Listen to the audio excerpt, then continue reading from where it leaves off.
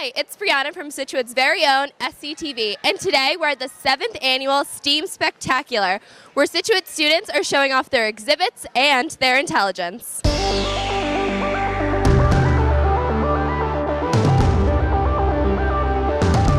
Basically today, we built these robots, and basically what they do, they're satellite robots, they're basic Lego robots, and they just go around in circles. And so we tape markers to them, and it makes them go around in circles and make pictures like that. So it's like kind of like a slinky or something. And we also have like line following robots, and they just go around in the circles. And then there's these really cool ones over there. They can stick to the whiteboards, and they can draw with the whiteboard markers, and you can program them. So my name is Madeleine Sutter, and my school is Cushing. Awesome, and why don't you tell me a little bit about your project? So my project is about does make your mouth feel cold, and it makes you feel cold because the receptor in your mouth, in your taste buds, when you put the menthol in your mouth, it opens up and it makes you feel cold. Mariska, and I go to school at Wampatuck School. That's where I went too. Can you tell me a little bit about your project? So my project is oil and water beads, and so it shows that, so I have some food coloring here, and when you dip the food coloring into this, it will dissolve, but when you put it into here, it turns into a little dot because water molecules are more attracted to each other than to oil, so they don't dissolve. I'm Effie, Kyle, and I'm George. Where do you all go to school? Wampatuck, and Wampatuck. I went to Wampatuck too. Okay, can you tell me a little bit about your project? Yes, it's about ball pythons. Or python regions. They're nicknamed ball pythons because they curl into a ball when they're scared or nervous. What did you learn about them? They live in grasslands, savannas, and sparsely wooded areas. My name is Hadley Burns, and I go to Wampatuck. So why don't you tell me a little bit about your project? My project, I demonstrated how buildings react in an earthquake by using Jell-O toothpicks and marshmallows. Wow. Earthquakes occur when two large pieces of the earth crust slip, causing the surface to shake. These pieces of the crust are called tectonic plates, and they are always slowly moving. Sometimes the plates get stuck. When the plates get stuck, they build up pressure. When the pressure is released, it becomes an earthquake. The faults are where the tectonic plates meet. There are three main types of faults. There's a normal fault, a reverse fault, and a strike slip fault. Very cool. And you made the Jell-O? Yes. So we use Legos to represent brick structures. And when you shake it, the brick structures pretty much will just fall over. I couldn't bring this one in because it would destroy the Jell-O, but this building represents a one-story building on stilts. When we shook it softly, it fell over. The one-story building on stilts do not do very well in the earthquake. This three-story building, wooden building, we shook this one easy and medium, and then it fell over. The taller buildings don't do the best in earthquakes. I am Sarah McLaughlin, and I go to Jenkins. I'm Diana Howe, and I go to Jenkins. And why don't you guys tell me a little bit about your project? So we did how do we measure helium, and our hypothesis is How do we measure helium? Does both weight and volume both measure helium? And the steps that we did was we had to get the balloons and nails. We weighed the balloons with the nails. Like if I take one balloon off, it will probably float, but if I take another one off, it will definitely float because of the weight of the nails.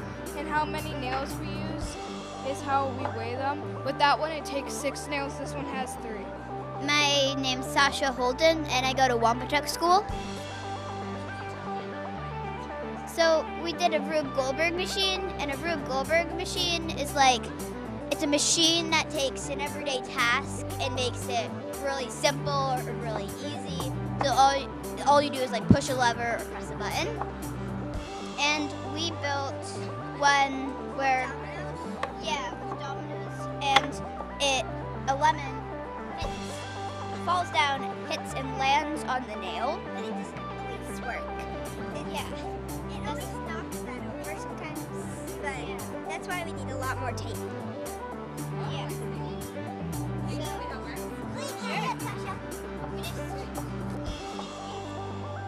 Hopefully it works this time. Yay!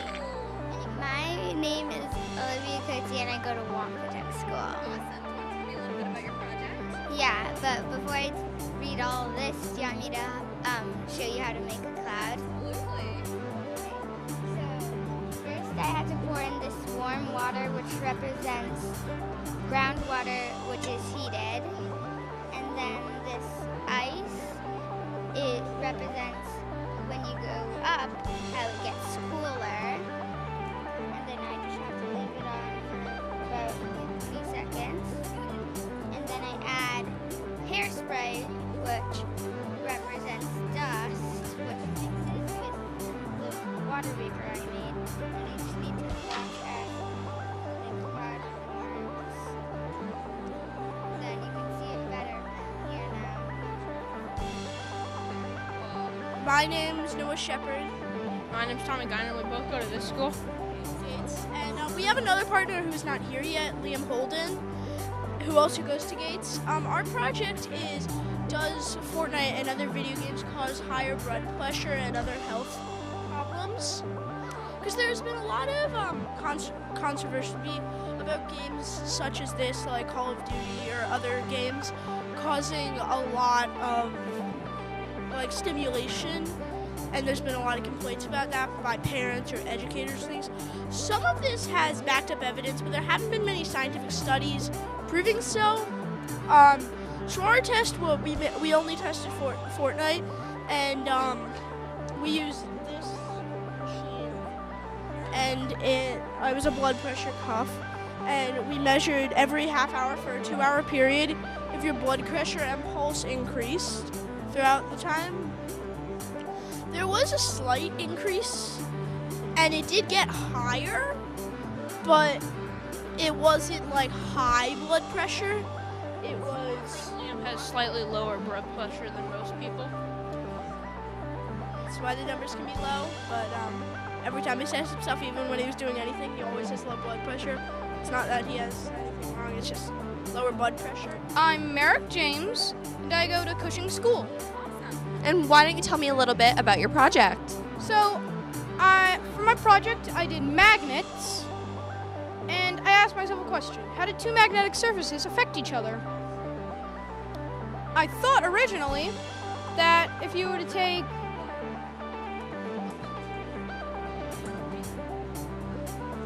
north and north, or south and south, they'd go together, because they're the same polarities. And I did my procedure, and I had it all mixed up. South and north is attract, and the others are repel. Then I asked myself another question. Can different polarities make things levitate? And that's what you're seeing right here. I tested it out, and it turns out, yes, they can levitate. North and north would make something levitate, while south and south would do the same. If you were to put south and north, they would not levitate because they'd stick together. Jack Palmer, and I go to Wampatuck. Nice. And tell me a little bit about your project. It's supposed to be a tomato catapult, because if you're like having dinner and you don't need to have to like pass the ball all the way across the table, you can just launch it.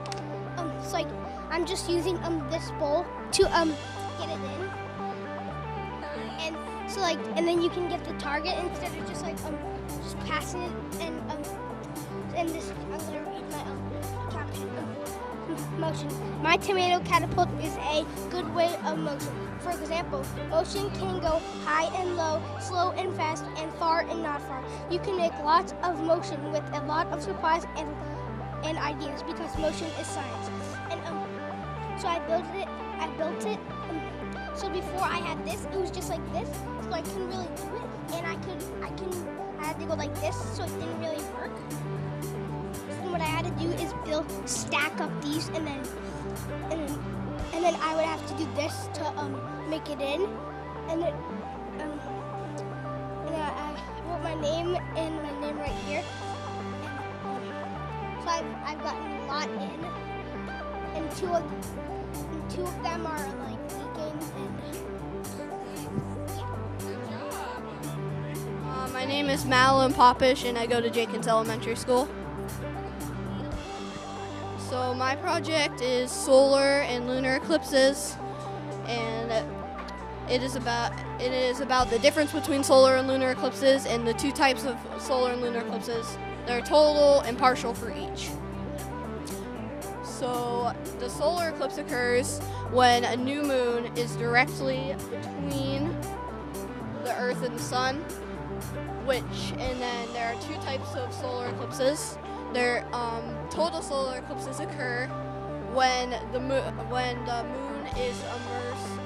Earth is immersed in the moon's umbra, or the darkest part of the moon shadow, which causes Earth to be completely blocked from the sun, which causes the sky to turn as dark as night, and you can see the faint atmosphere of the sun and all of the stars. But partial solar eclipses occur when Earth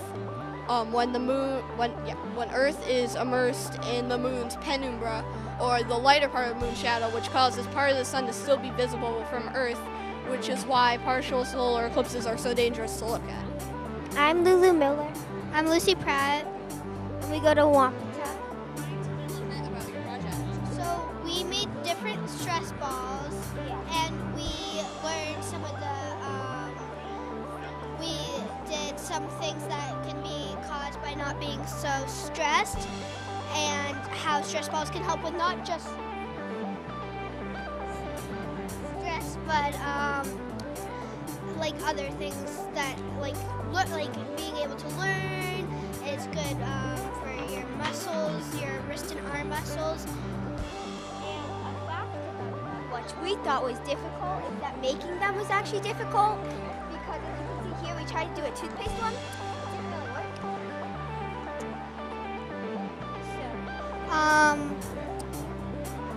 So it was hard to get the ingredients into the balloons, and you would really have to stretch the balloons to be able to get everything into it. Here, we did.